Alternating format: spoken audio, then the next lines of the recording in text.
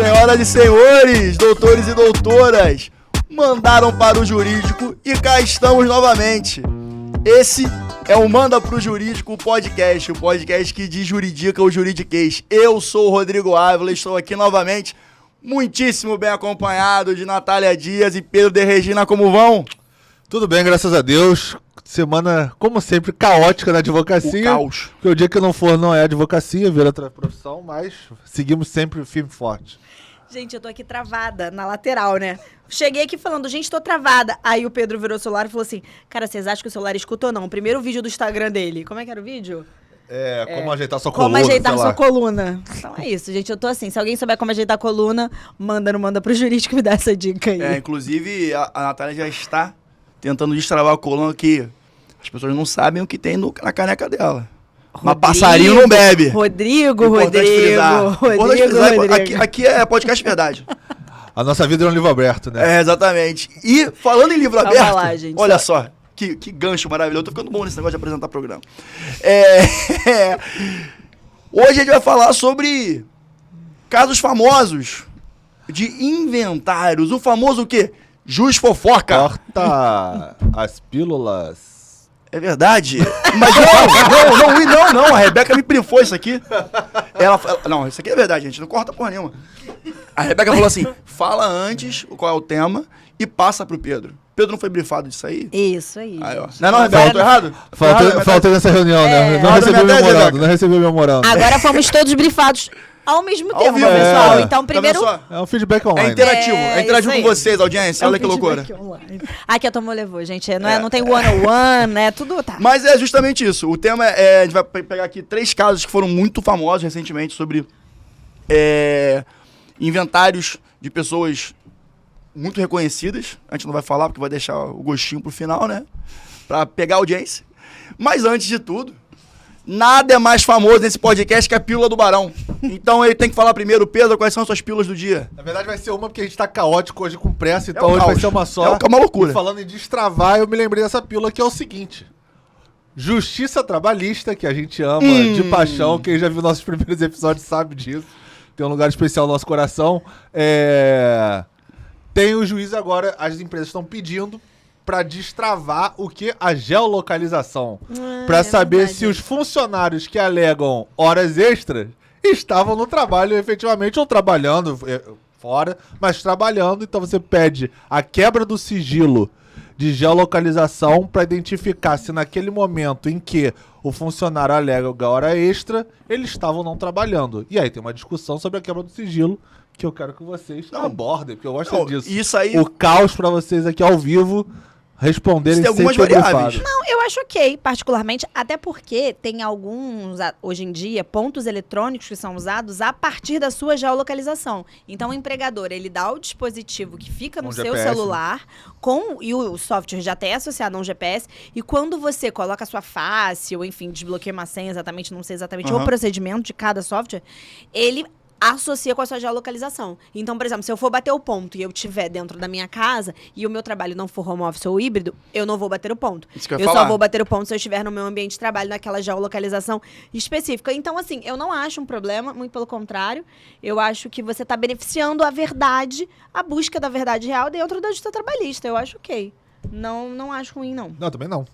Se alega-se que estava trabalhando, então prova. Vamos, só que vamos existe uma encontrar questão as provas constitucional de quebra de sigilo de informação aí, nesse caso, a Mas localização. aí também, qual o celular que a gente está falando? Aí você está falando da privacidade da pessoa. Mas está falando de qual o celular? O celular da empresa ou o celular pessoal? Isso tem Depende. uma variável Ou importante. pode ser também o computador ponto da empresa. Não precisa, é que eu falei celular, mas pode ser o computador da empresa. Pode ser o computador que você utiliza para a empresa. Pode ser. Um notebook.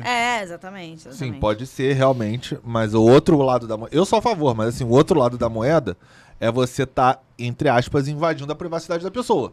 Sim. Pra poder fazer todo o rastreamento. Porque quando você quebra o sigilo, você não quebra o sigilo para aquela data e horário específico. Você quebra o sigilo para poder fazer a consulta. Brasileiro é um povo ousado. Dentro desse lapso existem muitas variáveis, né? Então é isso que a discussão é essa. Exatamente. Não, eu acho que o principal tema, a principal questão para mim de que celular estamos falando, se for um celular, Mas não de que necessariamente notebook todas as estamos falando. empresas- Não necessariamente todas as empresas têm um celular específico. Às vezes a empresa pode... É o seu celular, ela simplesmente paga o pacote de dados ou uma coisa... por E sinceramente, se fora, você tiver com a verdade ao Não. seu lado, é até interessante pra Sim, parte sim. autora, Mas Sim. eu acho que assim, como tudo mas- no direito, parte reclamante, no porque, caso. assim, tem os lados radicais pra chegar no meio do caminho, Claro, né? claro. Então a própria CLT é isso, né? Você tinha uma disparidade absurda de empregador com empregado, você vem com a CLT pra justamente equiparar. Aí chega um momento que ela começa a dar muito mais, entre aspas, benefícios numa discussão jurídica pro trabalhador e não pro empregador, pro empregado, não pro empregador. E aí você traz outros mecanismos para poder equilibrar a relação, como, por exemplo, essa quebra de sigilo da geolocalização. Cara, sobre assim, os direitos constitucionais, não que eu seja a favor de relativizar direitos constitucionais, mas muitas vezes a gente vê no judiciário direitos constitucionalmente previstos sendo relativizados em prol de você conseguir, inclusive, o alcance da tutela que você mesmo busca. Claro. Então, assim, de alguma forma, é uma ideia de você conseguir sopesar ali qual é o limite de você garantir de forma absoluta um direito previsto, até para que você consiga, de um outro lado, ter a sua prestação cumprida, enfim, ter o que você está pedindo sendo alcançado. Eu acho ok, particularmente. Eu também acho ok, mas é porque... Primeiro que não existe nenhum direito constitucionalmente que seja absoluto, né? Nem a pois vida é. É. Então, Exatamente. então, assim, já começa por aí. É uma boa pílula, inclusive. Mas outra discussão que também tem sobre isso é porque o ônus da prova na Justiça do Trabalho é do empregador e da empresa. Então, a partir do momento que você veda também esse tipo de quebra de sigilo de informação, como que eu vou provar se ele estava ou não trabalhando? Aí você vai Não, numa com discussão certeza. vazia, né? Porque você não vai ter como provar. Então também tem esse outro lado da moeda aí que também tem que ser botado nessa equação para poder julgar o caso concreto. Enfim, mas É acho isso. que a gente abordou o suficiente para uma pílula, né? Excelente, bom debate, inclusive. Justiça trabalhista que de vez em quando a gente poderia trazer mais temas, porque é um tipo de ação de área do direito que é mais comum. É verdade, as E pessoas têm muito interesse. Vale o debate. Até para ser informativo, né? Exatamente. As pessoas entenderem, né, qual é o limite dos seus Exatamente. direitos e tal. Mas agora, entrando na parte que todo mundo quer saber, que é a fofoca jurídica.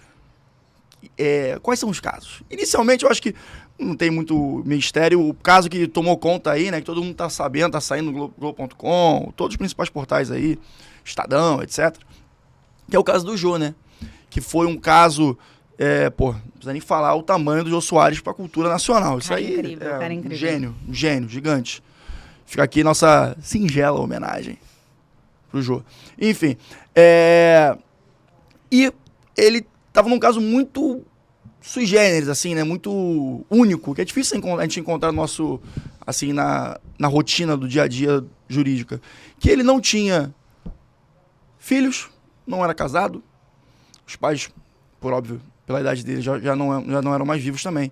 Ele não tinha nenhum herdeiro direto, necessário, para a distribuição do patrimônio dele, que é um patrimônio, gente, é o Jô Soares, né? Um patrimônio bem abastado. Ele já era rico, né? A família do Jô Soares já era rica. Ele já era, Já exatamente, já muito tinha uma rico. origem bastante, já era rico, bastante abastada lá. A gente é de Petrópolis, né? Acho que ele é da Serra, acho que é de Petrópolis.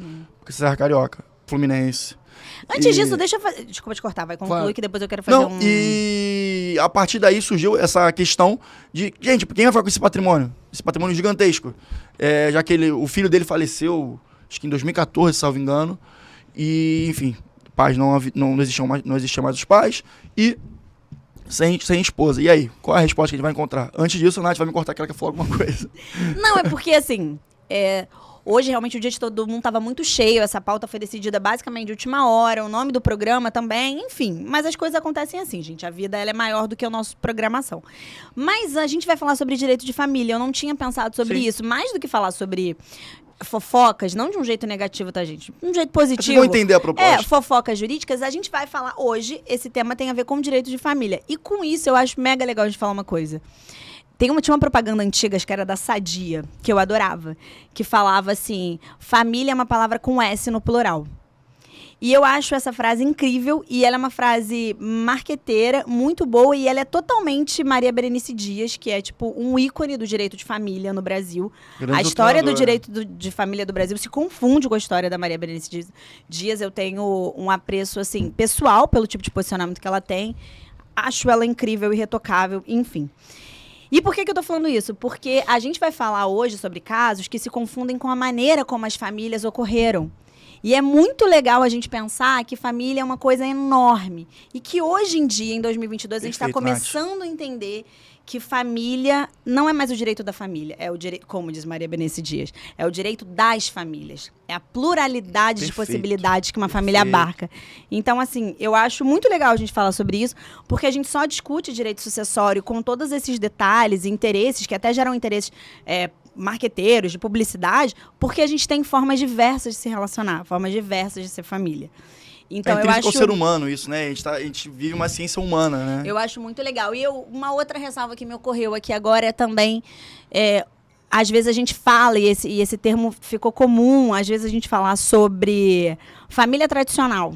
A gente escuta sobre isso. E eu, pessoalmente, não gosto desse termo, eu não entendo esse termo não me abarca de forma nenhuma, até porque, principalmente num aspecto pessoal, e por ser mulher, a família tradicional ela remonta uma época em que mulheres não eram jurisdicionadas, elas não eram seres dotados de direitos e deveres, elas eram objetos de desejo, elas compunham apenas uma coisa. Então eu não gosto de família tradicional, eu acho que hoje em dia a família é uma série de novas coisas que não tradicionais, que não remontam o que a gente era 30, 40, 50 anos atrás, e é disso que a gente vai falar hoje. Bonito. Perfeito, perfeito. Dando início, então, ao Jô Soares, eu queria o que vocês têm de impressões sobre o caso, porque simples não é. Tem pessoal, de gente que fala até que, não, vai terminar com o município. É realmente isso mesmo? Vai terminar com o município essa brincadeira? Como é que é? Acho que cada caso concreto é um caso concreto, né? Vamos lá. Primeiro, só o beabá aqui do direito sucessório, né? Ordem de como você vai fazer a herança, né? Para quem vai, qual é a ordem? Existe uma ordem sucessória? Existe. Então, para quem é do direito, 1829, lá do Código Civil. Vocação hereditária. O que acontece? Primeiro, vai pro cônjuge, se tiver efetivamente, em concorrência, ou seja, junto com seus descendentes, ou seja, seus filhos, né? Eventualmente netos e tal. Se não tiver, qual é o segundo? Seria os ascendentes, que aí, como o Rodrigo falou, seria o pai e a mãe do Jô Soares, no caso. E aí você vai descendo, por exemplo, chegar até o colateral, que seria o último ali que poderia herdar. Qual é o colateral? Colateral é o seu parente até o 4º grau. E aí já começa a dividir o jurídico do leigo, né? Porque quando você chega lá, meu amigo, e fala que é meu primo de 1º grau, isso não existe no mundo jurídico. Não existe primo de 1º grau. Verdade. O seu primo, ele é do seu 4º grau. Tá? E eu não vou... Depois a gente pode até explicar como é que funciona essa classificação, mas eu acho que não é o foco aqui do programa. Mas não existe primo de 1º grau, só existe primo de 4º grau, tá? Então esse primo de 1º grau que você fala que é filho da sua tia, que é irmã da sua mãe, do seu pai, esse é de 4º grau. Então, ele é o mais que pode herdar dentro da vocação mais longe. Ou seja, a gente pode pegar primo que primo nem é parente. Tô brincando. Cada faz que da vida, gente. O primo de 2º O amor é livre, poderia, né? O amor é livre. O de 4º aí já fica mais complicado. Eu faria? Não. Mas cada um faz o que é da vida. Viva a liberdade amorosa. Então, assim... Mas, por exemplo, curioso falar que o filho do seu primo não é teu parente. E aí, galera? Exatamente. Esse aí tu tá pela Então legislação... a gente tá falando o quê? Do Hulk? Como é que é o nome do jogador? O Hulk. A gente tá falando do Hulk? Então, o Hulk. Cara, tô brincando. Esse tema aí, isso aí vale um podcast só do Hulk. O Hulk, que é casado com a sobrinha. Ah, é? Ele tem... Ele é casado com a sobrinha. A sobrinha da ex-esposa. Sobrinha da ex-esposa. Ah, mas é... entendeu? Complicado. Aliás, esse... Aí já... Peraí, que eu vou puxar um pouquinho. Segura. Vocês sabiam que sogra nunca deixa de ser família? Boa pílula, Ou seja, não pode casar com a sogra. Com a sobrinha, mas com a sogra não pode. Quando você casa lá, existe uma questão societária que a gente pode abordar isso num programa específico, se vocês quiserem. Mas a sua sogra, ela nunca deixa de ser sua parente. Então eu vou trazer isso no próximo programa, então, pra gente não estender muito aqui, estender muita pauta. Mas eu vou explicar pra vocês o porquê que a sua sogra nunca deixa de ser parente, ainda que você se divorcie ou tua mulher morra. Ela vai continuar sempre sendo sua parente. Selecione melhor a sua sogra que a sua esposa, irmão. Isso eu tô falando com o que é homem. Se for mulher, mesmo claro. Forma, né? Mas enfim, irmã, irmão, enfim. Ele seduziu na câmera. Bom, Ah, Jô e Soares. rapidinho, só complementando, que você também falou a segunda parte, se vai pro município, né? Que você falou Isso que eu ia falar.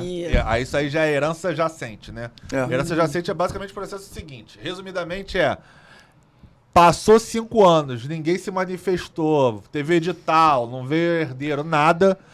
Se o imóvel que tiver ali, aquela herança, tiver dentro de uma área municipal, vai para o município. Mesma coisa se for no DF, né? Agora, se for uma área, por exemplo, que pertence à União, geralmente a área rural pertence à União, tá?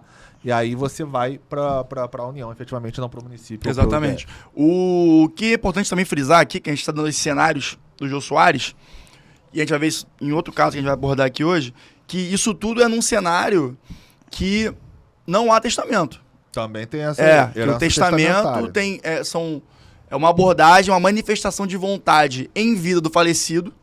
Vocês sabem o que é testamento, né? Mas eu vou só concluir. Para fazer a distribuição patrimonial dos bens. A gente vai abordar o caso do Gugu, e no caso do Gugu, há um testamento, enfim, que está à uma disposição e está tendo um baratavô jurídico aí que a gente vai explicar. Cara, vale do Mega falar, né, na herança testamentária, que se você tiver herdeiro necessário, que são isso que o Pedro falou, você só pode dispor de 50% do seu patrimônio. Perfeito. O que, inclusive, é um assunto interessante que a gente podia trazer aqui, ou em outro episódio, que é sobre até que nível, tá me ocorrendo aqui isso aqui agora, mas até que nível o direito sucessório não fica regulando muito a propriedade privada. Por que o direito sucessório, ele necessariamente vai resguardar a família num ponto em que eu vou dizer para quem você vai deixar 50% do que é seu? Eu acho que isso existe a ratio legis disso, ou seja, a razão legal dessa reserva é para que você não dilapide o seu patrimônio e fica sem o mínimo da subsistência da sua família. Mas isso a gente pode discutir depois se 50% é muito ou pouco, ok. Mas eu vou além, na verdade. Quando você puxou esse assunto, a minha discussão eu acho que o mais complicado, por exemplo, no julgamento recente que o STJ deu. Na verdade não é tão recente assim não, tá? Mas enfim, é um dos últimos julgamentos do STJ nessa pauta, de uma pessoa que tinha um regime de separação total de bens, faleceu e mesmo assim o cônjuge herdou, em detrimento do que foi pactuado da separação total de bens entre eles. Ué, mas qual foi O argumento usado na verdade era uma cônjuge, né, que herdou, foi porque ela conviveu com ele durante os últimos X anos. 20, 30, 40, 50, sei lá quantos anos, coisa, então ela não seria justo ela sair daquela relação sem nada, e o STJ entendeu que realmente ela tinha que receber alguma parte. E pagou. 50% como se parcial fosse. E isso ainda me lembra uma outra questão.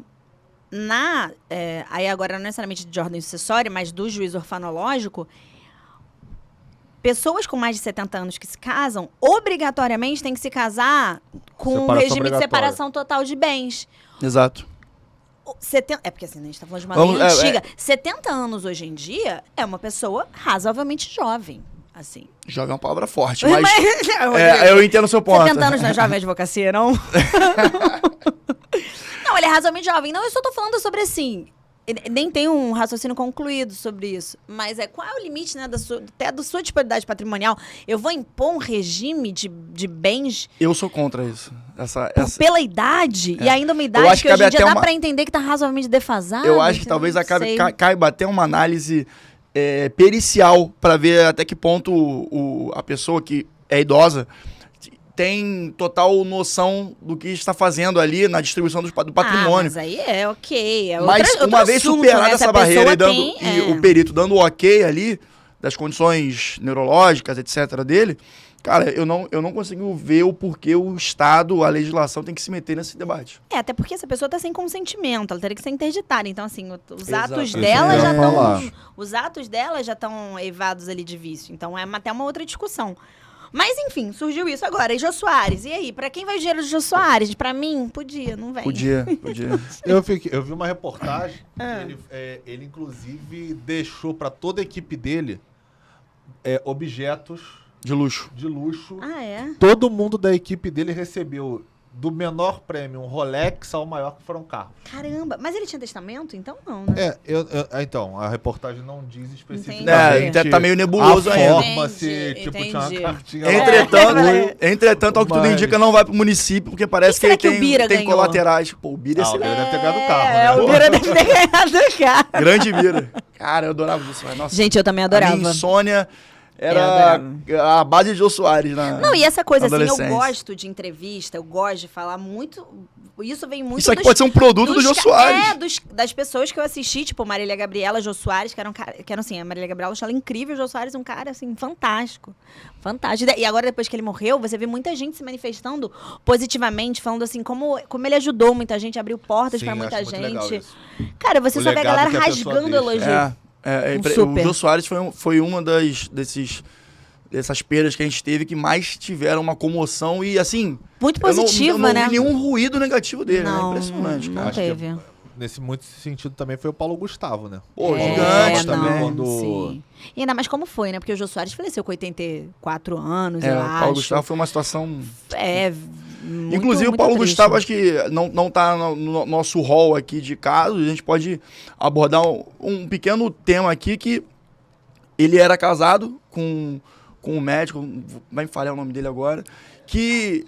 Thales Bretas. Isso, exatamente. dermatologista. Que tinham dois filhinhos lindos, tem ainda os 2 filhinhos lindos, e graças a Deus, nosso direito já se desenvolveu a tempo para que ele pudesse ter acesso ao patrimônio que o Paulo Gustavo deixou em vida, e enfim, os filhos vão aproveitar e se desenvolver muito em função desse legado que ele deixou.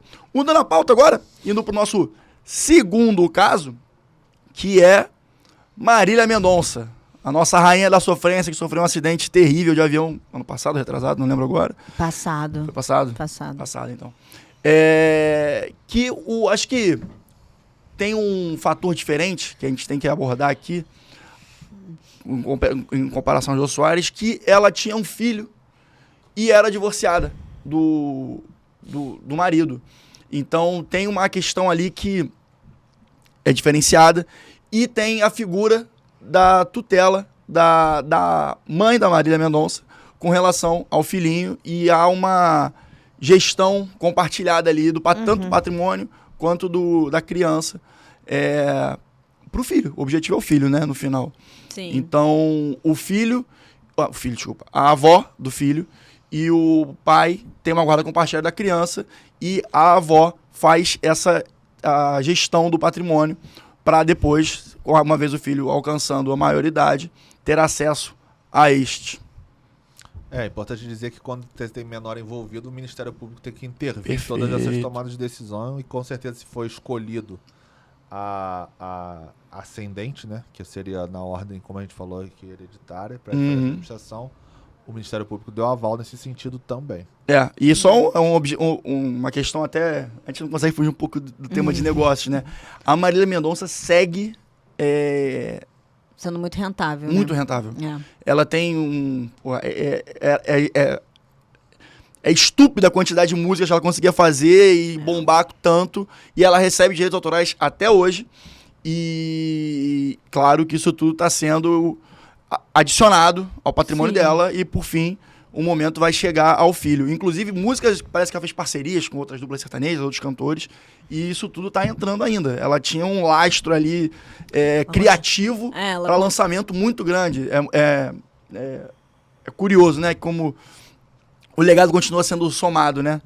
E nesse sentido, o filho, uma vez alcançando a maioridade, vai ter o acesso, enfim, passando o bastão, né, da avó para ele. Só é também importante avisar que quando você tem uma administração de um patrimônio desse, por exemplo, que no caso é a avó, como você estava falando, ela tem que prestar contas, tá? Ela não pode fazer da cabeça dela, não. E o pai pode ter ação de contas, e o filho da Marília Mendonça, quando atingir 18 anos, começa o prazo prescricional para ele também entrar com a ação de contas se ele achar que de algum momento ele foi enganado, ou não foi a melhor forma que foi tomada as decisões. Isso tudo pode ser discutido. São prazos prescricionais diferentes entre o pai e o filho, porque o filho é menor, então só começa a contar para ele quando ele atingir a maioridade, mas para o pai ele já pode ter essa discussão. A gente não sabe no processo em si como ficou acordado esta forma de prestação de contas eventual, mas isso pode ser, se ele achar que tem alguma forma de errado, ele pode exigir contas nesse sentido. Só para dar uma desjuridicada, que de vez em quando a gente faz, a gente solta sem querer, né, Pete? Prazo prescricional é o prazo que a pessoa pode dar entrada na ação. No caso, o pai da criança, né, o Murilo Huff, não sei, pode entrar num prazo X, que está estabelecido em lei, e o filho pode entrar, esse prazo dele começa uma vez atingindo a maioridade. Somente isso. Só para dar essa traduzida aí, que tem galera que não é do direito que pode... É o prazo de morte de um direito seu. Exatamente. É o tempo que você tem para um direito seu morrer. Exatamente. E agora... Quer falar uma coisa? Não, pode falar. Pretensão, exatamente. E agora, eu acho que é nosso diamante bruto, a fofoca mais forte, que tem diversas incidências jurídicas e que está em discussão até hoje, né? Está em juízo o processo, inclusive, agora. Que é o do nosso querido Augusto Liberato, o grande Gugu, que faleceu durante a pandemia, né? No auge lá, teve um acidente doméstico. Terrível. Enfim. Também. E o que aconteceu? Ele tinha um testamento, ao contrário do Jô e da Marília Mendonça. Só que o negócio do testamento dele era um pouco polêmico para a família, né? Porque o testamento está sendo contestado, né? Exatamente. Foi um documento feito em 2011, ou seja, já tem mais de 10 anos isso. E foi assim, ele pegou o patrimônio dele, ele já era um homem solteiro, divorciado, e solteiro. Eu acho que ele nunca chegou a se casar, não sei ao certo. Eu acho que também, acho que não. Pegou o patrimônio dele, 75% para os filhos, ok? 25% foi distribuído entre os sobrinhos, e por fim... Ele tem uma mãe que já tem uma idade avançada, que ele colocou uma pensão vitalícia para ela de R$163 mil mês. Tá bom? Dá pra pagar um churrasco. Meu irmão, a velhinha vai aloprar com esse dinheiro. Estourou. Tá bom. É um carvãozinho. Tá bom pra você? Churras de Wagyu. Pô, ou Wagyu, né? Vou importar um boi.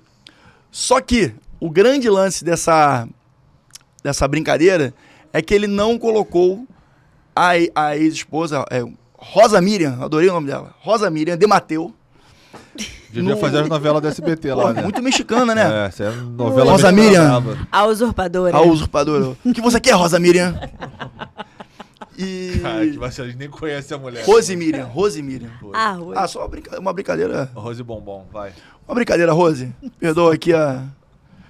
E, enfim, não colocou. E nem colocou ela como administradora do patrimônio dos filhos. Que ela é mãe dos filhos. São duas, né? São três. São duas gêmeas e mais um menino que é um pouco mais velho, acho que é maior de idade até. E aí o pagode começou a ficar esquisito. Ela falou, pô, nem fazer ser a tutora do patrimônio até a entrega até a maioridade das meninas, né?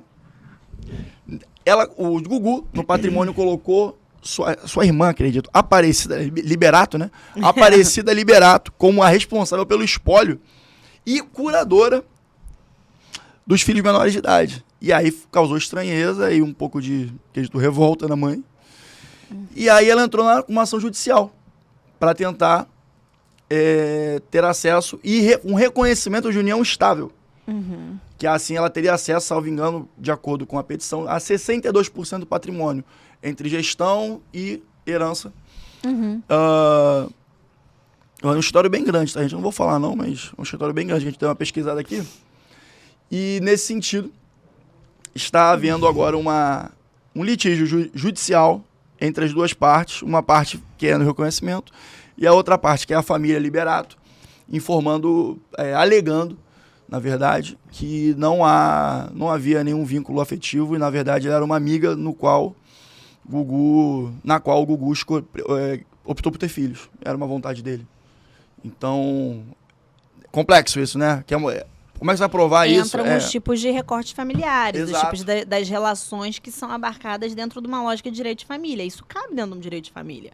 Você tem algum arranjo específico em que você só quer que o seu objetivo ali é ter filhos, não necessariamente constituir uma família. E aí o plano sucessório, talvez ele não faça sentido naquilo, né, que está sendo aplicado. Mas o que você estava falando que me ocorreu, além dessa questão sucessória, que é o que a gente está falando, é o seguinte... A gente já teve um episódio que a gente já falou sobre alguns regimes de casamento. Exato. Tá E é interessante a gente falar, por exemplo, sobre a união estável. As pessoas perguntam, a união estável é diferente do casamento? Por que é diferente? E a união estável, eu tenho que ir a um cartório, fazer o reconhecimento, fazer uma certidão de união estável? Uma das razões pela qual isso é muito importante que se faça, até para que você convencione a data do início da sua união estável. Além de você ter uma união estável regulada, ela já está ali atestada para todos os fins, você determina se você começou a sua união estável no início da sua relação ou no curso da sua relação, enfim, quando você quis. Esse tipo de ação é muito comum, ação de reconhecimento e dissolução. Em regra, essas ações elas entram juntas, porque você entra para reconhecer que o vínculo existia e para dissolver. Aí entra aquilo de novo, você vai querer... Não é o caso deles, porque aparentemente eles nunca tiveram um ânimo de constituir família, de ver união estável. Mas aí, de novo, você vai deixar na mão de um terceiro para determinar quando você começou ou não sua relação e até que ponto você tem alguma discussão patrimonial sobre aquele vínculo afetivo que vocês criaram. Isso é mega válido. Então, assim, se resguardar em relacionamento também é se resguardar juridicamente. Você pensar que o ideal é você fazer as coisas dentro de um certo rigor e formalismo, porque isso lá na frente vai te beneficiar e vai te livrar de uma super dor de cabeça. É que eu lembrei você falando aí da... Não, mas faz total sentido. O link é perfeito. Eu pensei exatamente no mesmo episódio que a gente gravou. E esse... Cara, e é aquele lance do... Assistam. Por favor, assistam. E esse cuidado jurídico... E o Pedro fala isso nesse episódio. Que o brasileiro tem mania de empurrar as coisas com a barriga e lá na frente tentar resolver. E é uma hora... E eu falei, eu acho no último, a conta chega, né? E a conta pode chegar no momento de um divórcio. Ou num momento tão crítico desse como um falecimento, uma sucessão, né? Complicadíssimo. Mas aí, Pedro, me fala, você acha que a Rosemiriam tem alguma... Existe algum, de fato, algum direito ali? Vamos lá. Baby steps aqui. Primeiro que uma das diferenças que a gente tem do casamento, por exemplo, do comunhão parcial, que é o regime legal, que regra todo mundo adota, e a união estável, é que a união estável não é um estado civil. Então, quando você está lá casado com comunhão parcial, por exemplo, você é casado e depois você se divorcia. Sim. São estados civis que você vai adquirindo ao longo da sua vida. Ou não, né? No caso da união estável, você continua como solteiro. É verdade. Então, eu tô solteiro em união estável com fulana, beltrana, fulano, beltrano, enfim. E a questão da sogra? E a questão da sogra? Não, porque isso é interessante, muita gente não sabe. Quando você nasce, você tem sua certidão de nascimento, aquele documento é que vai se transformando. Quando você casa, por exemplo, eu casei recentemente. Então agora, a minha certidão de nascimento não tem mais validade. O que vale agora é a minha certidão de casamento. Porque exatamente, você vai se transformando. Eu acho que é válido que as pessoas podem achar que você tem certidões diferentes ao longo da vida. Não tem, amor, é uma só e vambora. A não ser que mude, né? A não ser que mude. Se você case. Mas enfim, se você continuar na união estável, vai continuar a sua certidão de nascimento. Sim, que é o seu documento, que enfim... E o que o Rodrigo falou é muito importante também.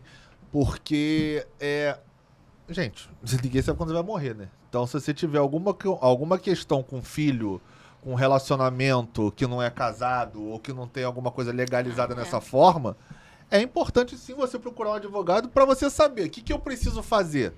Vale a pena deixar um testamento? Porque você pode fazer um testamento hoje, ano que vem você muda, você pode cancelar aquele testamento e fazer outro. Então, assim, você pode fazer testamento todo mês se você quiser, não tem problema nenhum. Se você tiver essa neura, você pode fazer. Não tem impeditivo de quando você faz um testamento, você nunca mais pode fazer outro. Pelo contrário, você pode fazer um, anular aquele, fazer o outro, e fazendo ao longo das suas relações que podem ir mudando ao longo do tempo. Agora, se você não tiver, você cai nesse limbo. Será que se eu sair daqui... Eu não, né? Alguém. Será que se alguém sair daqui e morrer, o patrimônio dele vai para quem ele gostaria que fosse? Se você não tiver um testamento, ninguém nunca vai saber e provavelmente não vai. Então, se você não deixar isso muito bem delimitado e alinhado com o advogado da sua confiança, ou isso registrado de alguma forma, talvez a sua vontade não vai ser cumprida porque você não deixou aquilo para ninguém sabe. Então, acho que essa é uma importância vital de você ter um testamento quando você tem um herdeiro, quando você quer deixar pra alguém especificamente, mesmo que você não tenha um herdeiro, deixar isso de alguma forma delimitada, né? É, aquele famoso controle que você pode controlar, né? Cara, isso pode ser controlado. Basta ter uma mínima noção preventiva. A própria morte do Gugu, ela foi uma morte totalmente... um acidente doméstico. Ele... Menor tipo de previsibilidade. Como você falou, o testamento foi feito 11 anos atrás, 10 anos atrás. 2011. Pois é, 10 anos antigo, antes de né? morrer. Será que, tipo, em 2021 era a mesma vontade dele? Pois é uma questão que pode... E, claro, o testamento pode ser alterado, não é uma coisa que... Pode ser alterado. Que fica... Você fez uma vez, não pode mudar. E é pra sempre, assim. Você pode ir alterando. Mudou minha configuração familiar. Sim. Sei lá, apareceu um sobrinho, eu quero incluir, como o Gugu deixou pra 5 sobrinhos. Apareceu o 6º. Põe ele também. Não sei. Então, essas coisas são mutáveis. É verdade. E ter um acompanhamento jurídico sobre essa questão é fundamental. E aí, lembrando também que, como a Natália falou aqui no começo, quando você tem herdeiros necessários, que no caso ele tinha, que são os filhos dele, né? Você só pode dispor de 50% do seu patrimônio. Isso. Então, 50% vai ficar para os filhos, né? Tá tendo a discussão por lei. São os herdeiros necessários primeiro ali na ordem sucessória. É o mínimo. Não tem como... No caso do Gugu, que tinha filhos e não tinha nenhuma cônjuge. Se ele tiver... A discussão provavelmente é se ela vai ser enquadrada como uma cônjuge ou não, né? Com certeza a discussão é essa, pra ela estar pedindo esse percentual. Se ela não for enquadrada, vai ficar tudo pro filho nessa proporção que ele botou no testamento. Se ela for enquadrada, vai ter uma divisãozinha ali que ela vai entrar nesse bolo, nesse ratatá aí do quinhão de cada um. Ratatá é muito bom, cara. Muito Rio de Janeiro isso. O ratatá. O ratatá do Gugu. Que é um baita do ratatá. Que é um baita do ratatá, pelo amor de Deus. Dito isso... Será que a galera da banheira do Gugu ganhou alguma coisa? Tô brincando. Salgadinho é o maior participante da história da banheira do Gugu, sabiam disso? Salgadinho? Do Catinguelê. Não sabia, Rodrigo. Aquela Maria Alexandre. Maria Alexandre! Esse fun fact eu perdi. Como é que é o nome do... Cara, isso é Brasil anos 90. Liminha. Banheira do Gugu. Aliás, esse inventário podia ser resolvido na banheira do Gugu, né? Seria muito mais divertido. Põe sabonete lá, quem pegar mais ganha. Não, cada um pega um direito. Quem pegar um direito, pegou.